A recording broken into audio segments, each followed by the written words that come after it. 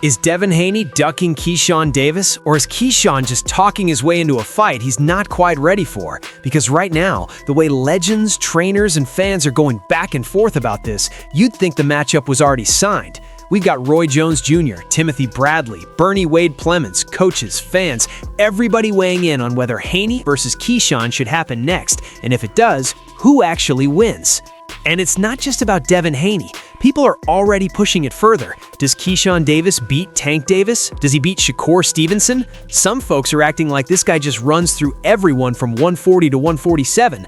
Others are saying, slow down, he's 14 fights in, he needs a couple more tests before we throw him at the elite. Let's start with Devin for a second. Since moving up, Haney looks like a completely different fighter physically. Roy Jones Jr. was one of the first to really point out what a lot of us suspected. At the lower weights, especially 135, Haney was draining himself. Roy said the performance against Sandor Martin showed it clearly. At the higher weight, Devin's punch resistance looked better, his shots had more snap, and he just seemed more explosive. That suggests the weight cut was absolutely affecting his chin and his power before. So when you start talking about Haney versus Keyshawn Davis, Roy sees it as a very real, very dangerous fight. If they met at welterweight or even at a catchweight, say 143 or 144, Roy thinks Devin still has more tools and a higher boxing IQ right now. But he also keeps coming back to one word for Keyshawn: different. Different rhythm, different feel, different mentality. That kind of intangible can give a slick technician like Haney huge problems. Roy even compared Keyshawn's style to guys like Shakur Stevenson and Gervonta Tank Davis, not because they fight exactly the same, but because they all know how to control the outside, work behind a sharp jab, pick counters, and stay defensively responsible. They're not reckless brawlers. They can play it safe, but still make you look scared trying to close the distance. That's the kind of style that can frustrate even a master boxer if he doesn't time it right. Then you've got Timothy Bradley, who's been one of Keyshawn's loudest supporters lately. Bradley was blown away by what Keyshawn did to Jermaine Ortiz. Remember, Ortiz had never been stopped before. He went the distance with Lomachenko, gave a lot of guys issues, always durable, always tricky. Before the fight, Keyshawn publicly said he was going to stop Ortiz, and then he went out and did exactly that. Bradley admitted he thought it would be a much tougher night, but Keyshawn ran through Ortiz easier than expected. Bradley broke it down in detail.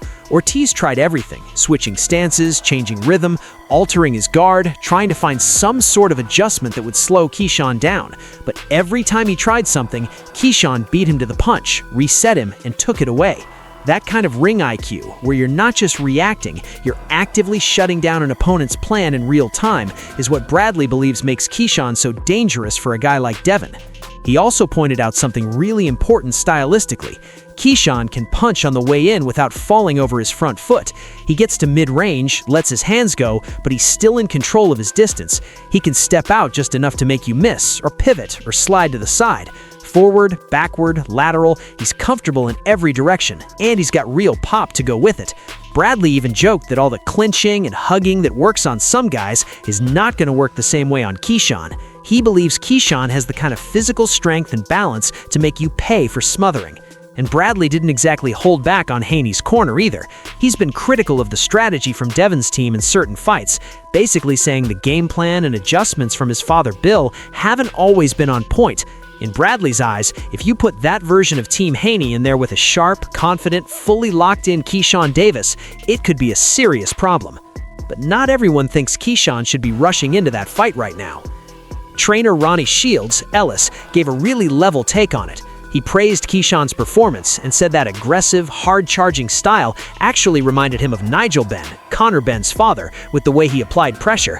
At the same time, he noticed that Keyshawn's defense in that Ortiz fight wasn't as tight as some of his earlier bouts. Offensively, Keyshawn was brilliant. Defensively, Ellis felt he was a little more open than he should be at that level. From Ellis's perspective, fighting someone like Devin Haney this early with just 14 professional fights and not a ton of deep 12-round wars is a massive jump. Haney's had 33 fights, championship rounds, multiple weight classes, different styles, different atmospheres. That experience matters. Ellis thinks Keyshawn would benefit from a couple more fights where he goes late into the rounds, gets that real 12-round experience under the bright lights before gambling everything against someone as seasoned as Haney. His view is simple. If Keyshawn feels ready, let him chase it. But from a coaching point of view, he'd like to see a few more rounds in the bank first. Now that's what the analysts are saying, but the real drama is coming from what Devin Haney's camp and Keyshawn himself are saying about each other. From Keyshawn's side, there's clearly some personal edge. He's talked about how back in the day, Bill Haney always treated him with a lot of respect, called him a businessman, showed him love, spoke highly of him. But Devin, according to Keyshawn, acted like he didn't see him, barely acknowledged him. He interpreted that as either fear or disrespect. Then there was a moment on social media where Devin apparently came at him in a way Keyshawn thought was way out of line for a grown man talking to a younger fighter. From that point, Keyshawn said he looked at the Haneys differently and promised himself that when he got into a real position, he would gun for them. He also claims that anytime it comes to actual fight talks, Devin never deals with him directly. It's always through Bill. In his mind, that's another sign that Devin doesn't really want this smoke. When they crossed paths in person at weigh-ins, like at Madison Square Garden, Keyshawn says Bill was friendly and open, while Devin stayed distant. That only added to his suspicion that Devin would rather talk around him than to him. Keyshawn has also been very clear about one thing. If he moves up to 147, he wants it to be for Devin Haney. He said that publicly. He even downplayed the idea of chasing Ryan Garcia, saying Ryan has too much controversy around his name right now for him to want to touch that situation. Keyshawn wants clarity and legacy, not confusion and drama that has nothing to do with what happens in the ring. But on the other side, Bill Haney is telling a very different version of events.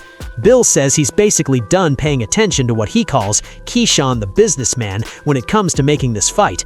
According to Bill, every time they actually talked face-to-face, he made it clear to Keyshawn that he didn't even need to take certain interim fights, that if he really wanted Devin, they could work on making it happen.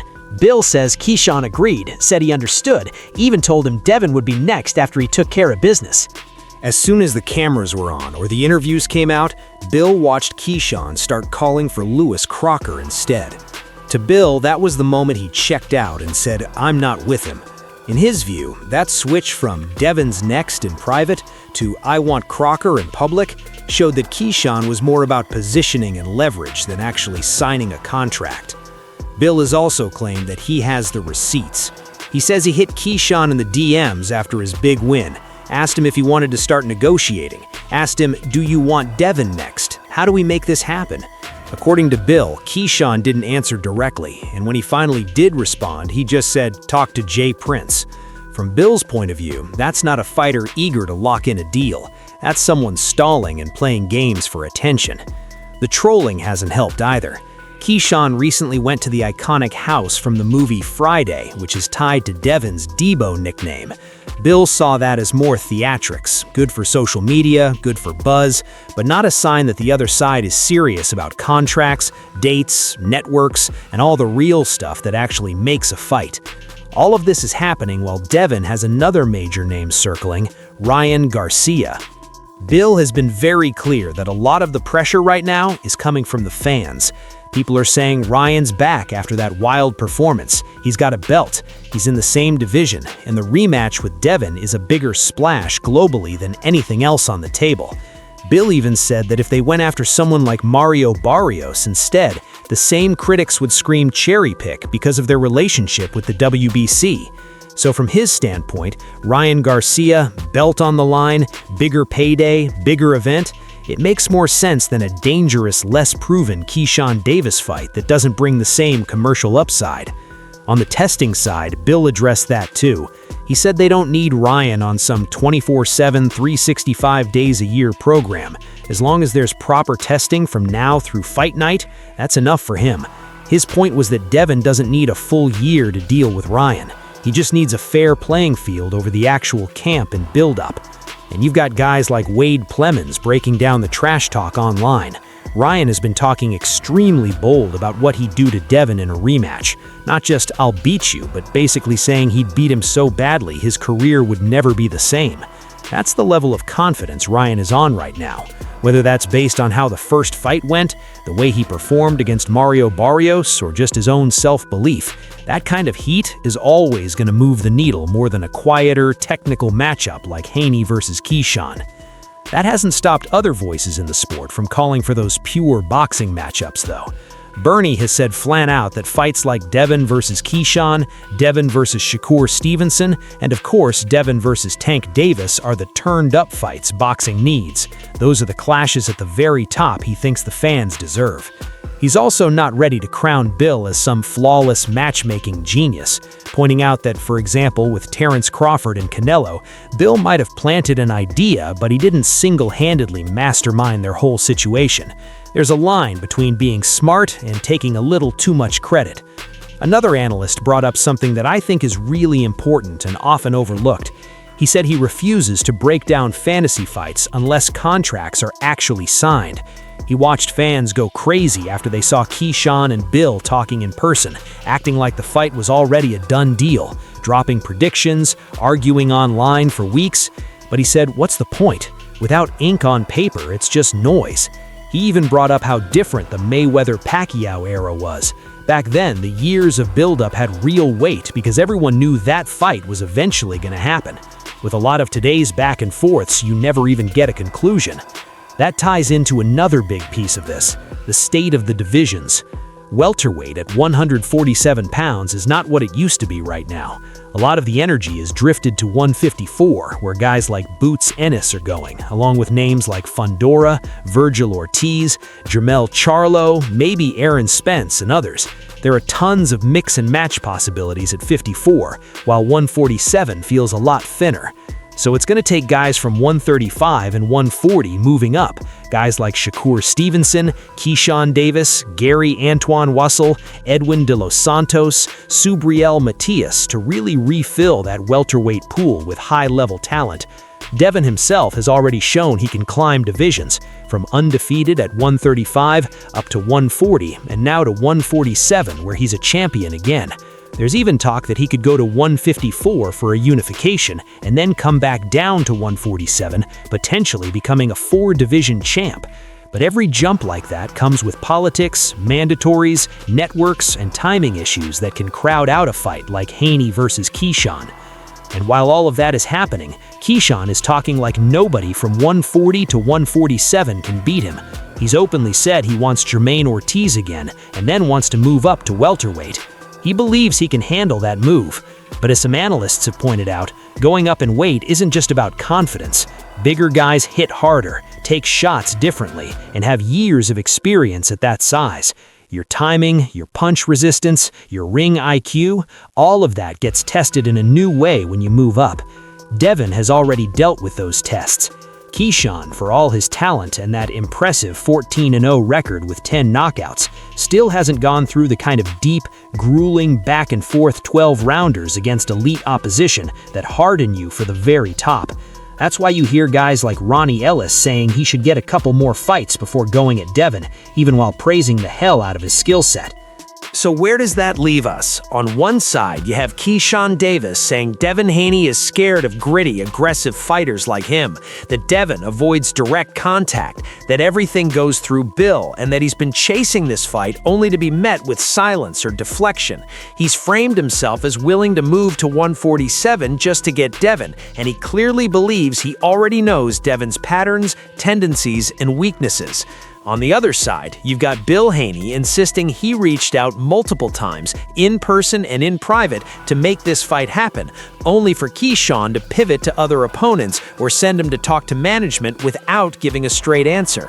In Bill's view, Keyshawn is using Devin's name for clout, trolling with things like the Friday house visit, and not actually sitting down to hammer out a real deal. Add in the fact that Keyshawn is actually slightly older than Devin, despite having less than half the pro fights, and this isn't a classic young gun versus old vet situation. This is more like an experienced champion versus an incredibly talented but still untested contender who might be trying to skip a few steps on the ladder. Is Haney versus Keyshawn Davis a great fight? Absolutely. Technically, stylistically, and from a pure boxing standpoint, it's one of the most intriguing matchups out there. But is it the fight that's most likely to happen next for Devin Haney? Realistically, no. The Ryan Garcia rematch, potential fights with Tank, maybe down the line a Shakur Stevenson showdown, those are the ones with more money and more momentum behind them right now. The bigger question is timing. If Devin is going to fight Keyshawn, does he do it now while Keyshawn is still growing into his prime and hasn't had that top-level experience? That's what Roy Jones Jr. hinted at. If he were in Devin's shoes, he'd jump on it sooner rather than later, before Keyshawn racks up a couple more fights and becomes even harder to beat. Or does Devin keep chasing the biggest names and paydays, and by the time Keyshawn is fully ready, both of them are at different weights and the moment is past? For Keyshawn, does he keep calling for Devin and risk looking like he's chasing a ghost if the fight never comes? Or does he focus on stacking big wins at 140 and 147, forcing the world and Haney to acknowledge him through undeniable accomplishments, not just callouts? Right now, all we really know is this: the negotiations fizzled, the back and forth is very real, and both sides insist the other one is the problem. Until a contract is actually signed, everything else is opinions, ego, and speculation. Let me know in the comments, if you had the power to make one fight for Devin Haney next, who are you choosing? Ryan Garcia, Tank Davis, Shakur Stevenson, or Keyshawn Davis? And if Haney and Keyshawn ever step into the ring, who do you think walks out with the win?